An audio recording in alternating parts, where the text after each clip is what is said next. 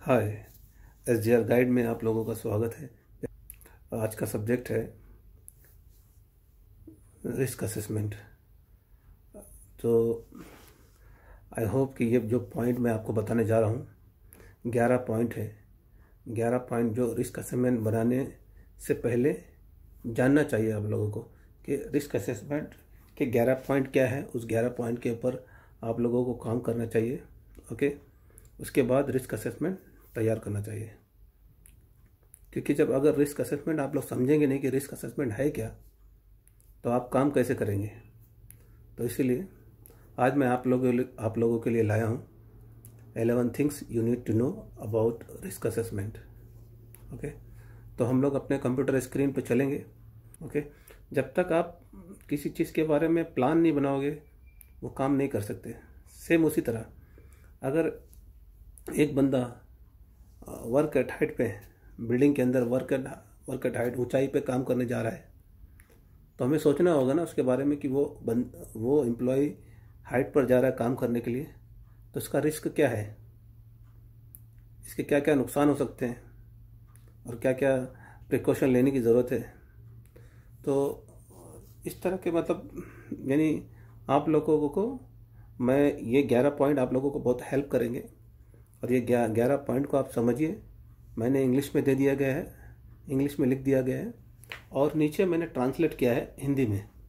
तो जो लोगों की थोड़ी बहुत इंग्लिश कमज़ोर है वो हिंदी को पढ़ते जाइए, क्योंकि मुझे ट्रांसलेट करने में काफ़ी टाइम चले जाता है और वीडियो बड़ी हो जाती है, और जिसकी वजह से लोगों को पास टाइम नहीं है।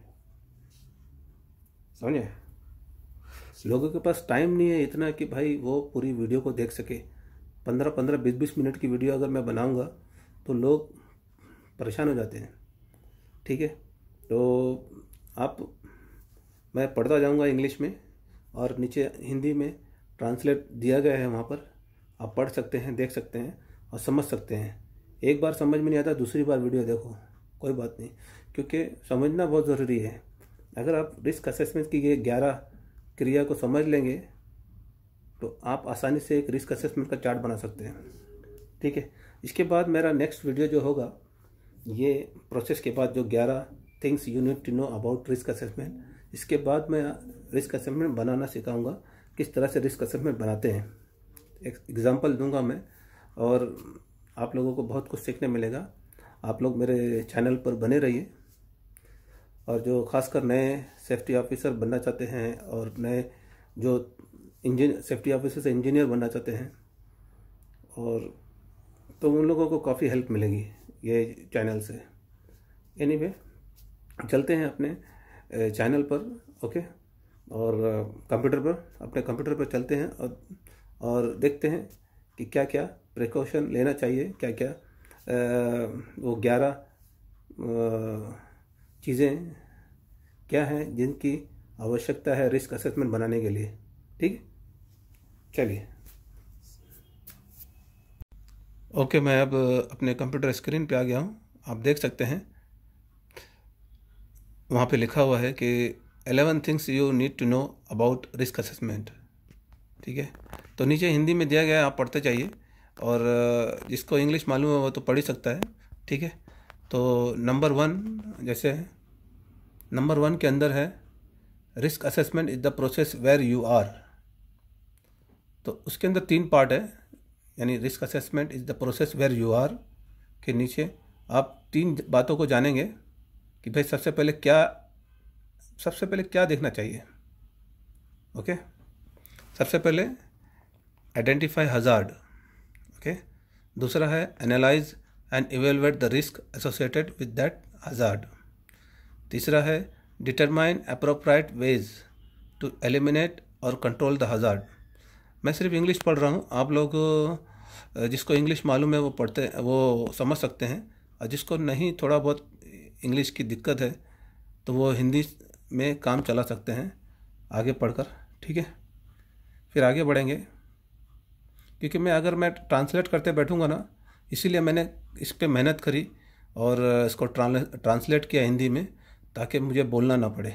ठीक है, तो अभी नंबर 2 पॉइंट है A risk assessment is not about creating huge amount of paperwork, but rather about identifying sensible measure to control the risk in your workplace. Number 3 point पे चलेंगे अभी. Number 3 point, controlling dangers at work is no different from tackling any other task. Number 4, you need to recognize the problem. Number 5, decide who might be hurt and how seriously. Decide what need to be done to prevent harm and put the solution into practice.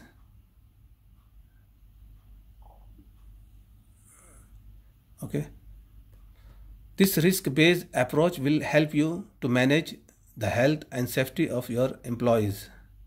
Number 8 point पे चलेंगे अभी.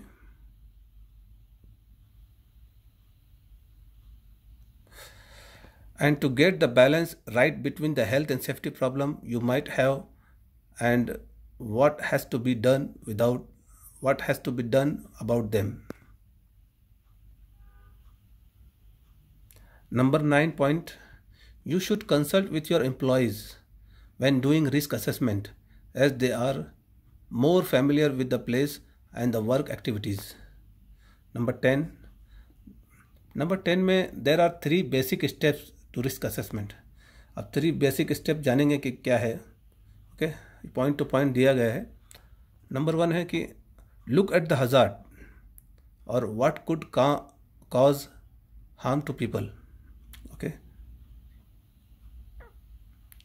Number 2 point है decide who might be harm and how. Then put on your control measure और the precaution you already have in place.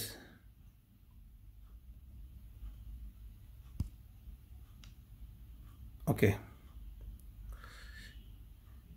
Evaluate the risk and decide if the control measures are adequate or more are need to be done. You must always check if the control measures are working.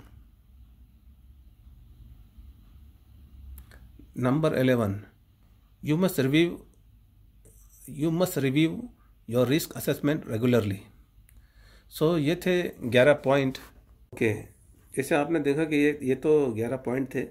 अब इसके बाद हम लोग जाएंगे risk assessment. Next video जो मेरा रहेगा, जो मैं आप लोगों को रिस्क असेसमेंट बना के दिखाऊंगा कि किस तरह से रिस्क असेसमेंट बनता है, और उसमें आप लोगों को बहुत मज़ा आएगा और आपको सीखने मिलेगा और आप एक अच्छे सेफ्टी ऑफिसर, सेफ्टी इंजीनियर वगैरह बन सकते हैं.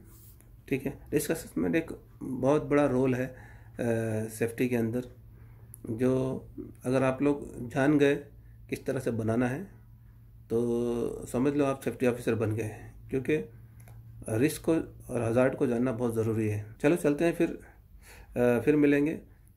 इसी तरह मेरे चैनल के साथ में बने रहिए. SGR गाइड मेरे चैनल का नाम है, और मैं आप लोगों के लिए अच्छे अच्छे वीडियो लेकर आता रहूँगा ताकि आप लोग कुछ सीखें. ठीक है. जय हिंद, जय भारत.